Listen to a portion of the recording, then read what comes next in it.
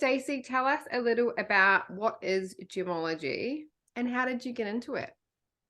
So gemmology is the scientific study of gem materials. So that's anything that's used as a gemstone or in jewelry. So this is sort of where gemmology is kind of anchored in the industry. It's anchored in the jewelry industry specifically. And that's how I started. I started working as a jewelry designer and a graphic designer in the jewelry industry.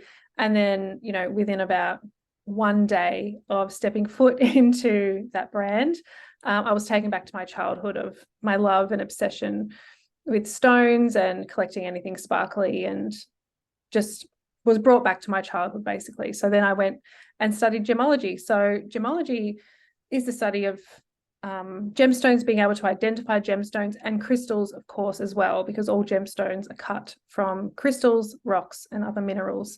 So crystallography is one particular subject that we learn, along with geology and physics and chemistry.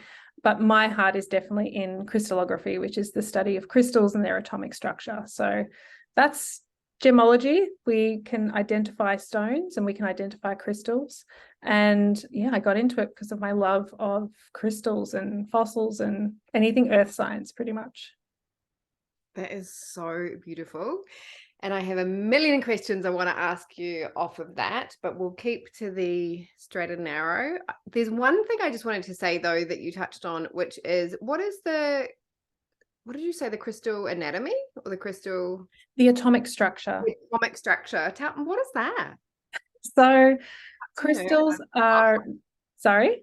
Such a nerd. I love it. Tell us all about it. So crystals are minerals, which means that they have an internal arrangement of atoms. So their ingredients are different elements from the periodic table: iron and chromium and silicon and oxygen, etc.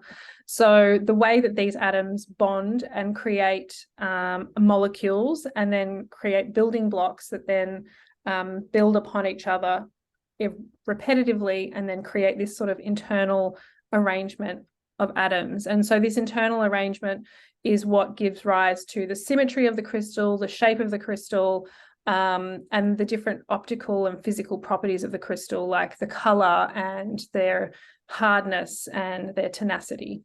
So once we can sort of decipher what the chemical composition is, we can then understand what these properties are, and vice versa. Sometimes the properties help us understand what the composition is. So that's what crystallography is all about. That's what lights me up and what I love sharing about crystals, particularly when it comes to helping people understand the vibrational, energetic, electrical properties of crystals.